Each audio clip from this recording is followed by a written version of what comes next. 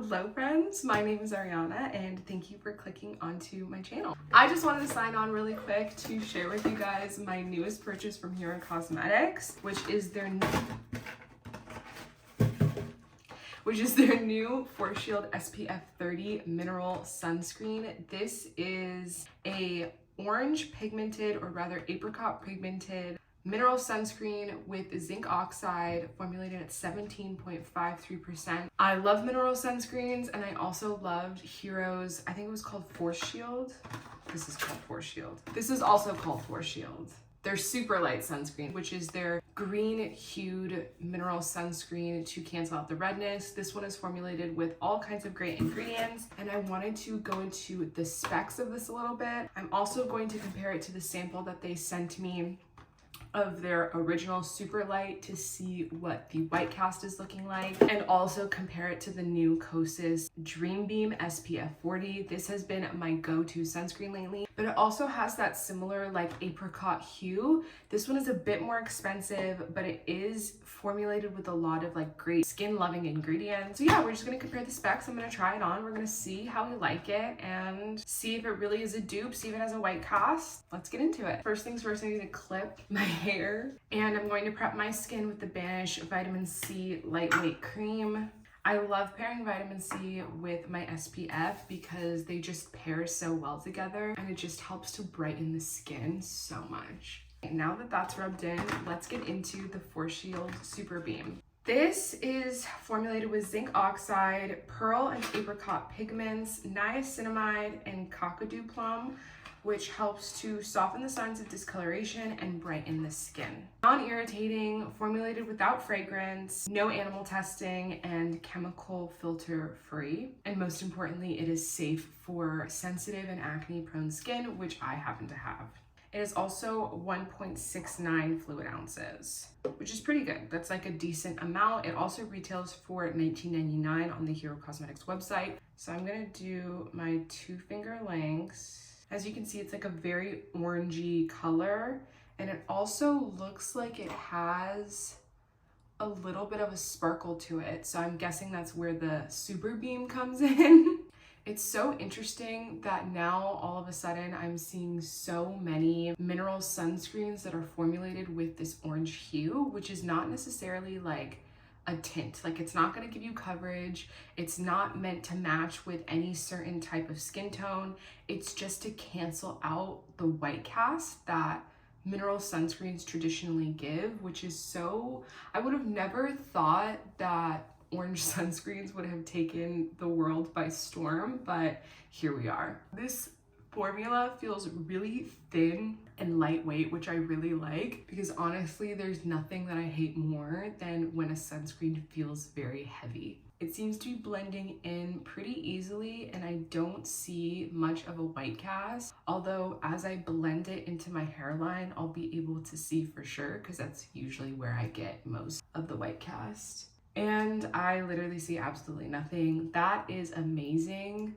My skin does feel very like hydrated. I don't find that it's attached itself to any of my dry patches, which I do feel like happened with the SuperLight sunscreen. And there's no white cast, which is absolutely amazing. My skin does look very glowy in the mirror here, so I'm like rather impressed with the way it feels and the way that it looks. Obviously, we're gonna have to see how it dries down to see for sure. But while we wait for that, I'm gonna go ahead and compare the 2 Hero Cosmetics sunscreens side by side on my arm. So if you guys wanna see a full review on the Hero Force Shield SuperLight SPF 30, I do have a video on that, so I will link it. But today, I just wanna see what the white cast looks like in comparison to the SuperBeam. Same sort of specs, SPF 30 mineral sunscreen. Obviously there's different ingredients infused into it, and it gives a green hue specifically to cancel out the redness. Here I'm just gonna do the SuperBeam. The SuperBeam has like this sparkle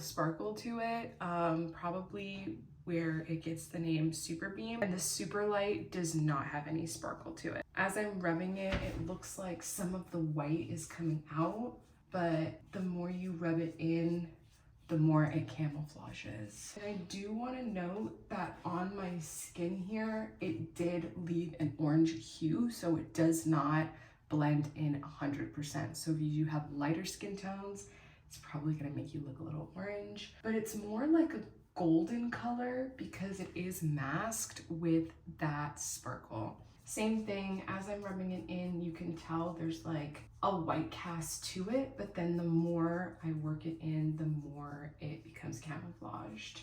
Both products are super, super hydrating, so you really couldn't go wrong with either one. It's just a matter of personal preference on the finish. All right, so as you can see, it's made my tattoo, the black part of it, a bit gray, so that is the zinc doing its magic. And then if you can see from here to here, this part looks more orange, this part looks more tan, it looks more sparkly, this part looks a little bit more gray, but I mean, neither of which have like a crazy, crazy white cast. So all in all, I would say you're great opting for either choice. Again, it just comes down to personal preference. Now in terms of finish, the SuperLight feels a little bit more tacky, so it feels like it's probably going to be a better base for makeup. The SuperBeam does feel a little bit more matte, which is interesting because I mean, it's supposed to give you this like glowy appearance, right? And it does, because the sparkle is definitely giving sparkle. Now on this arm, my free and clean arm, we're gonna compare the specs of the KOSAS DreamBeam and the SuperBeam from Hero. Right off the bat, this product retails for $40, which is double the price. However, it is formulated with peptides, ceramides, hyaluronic acid, elanitoin, so it is a more skincare forward product. It's going to give you just a bit more effect on skin overall. It's going to be a barrier restorative product worth $40. Considering we have a dupe here for half the price, we shall see. So this is the packaging, super cute, super travel friendly, and it's got this same sort of orangish hue to it with the little sparkle. Oh, that's really interesting. Okay, this I would consider more of a peach tone. This I would consider orange. DreamBeam by KOSAS is probably going to blend more seamlessly and more amicably with a larger range of skin tones because it is more flesh toned, whereas this is like very, very orange. We have the Hero blended in from here down, and then I'm gonna blend in the KOSAS up here. Also, I believe the KOSAS is like a 21% zinc oxide, so it is higher in protection. It's a PA++++, which is like the highest amount of pluses you can get. And as far as I can see on the website, the Hero Cosmetics does not advertise how many PA pluses they have.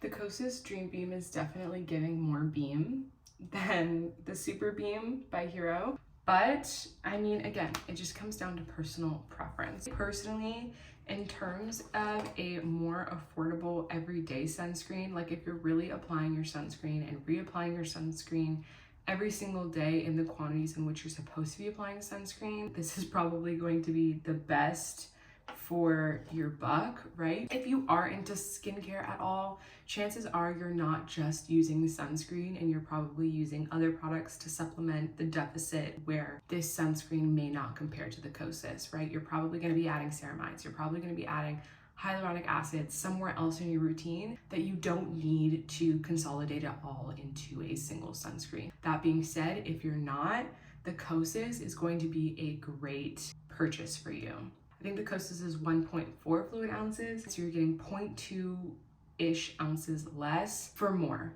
right? So again, personal preference. I like all of the sunscreens. I personally can't choose, but please let me know your thoughts down in the comment box below. Let me know which ones you guys would pick, and let me know if there are any products you want me to review in the future. Bye.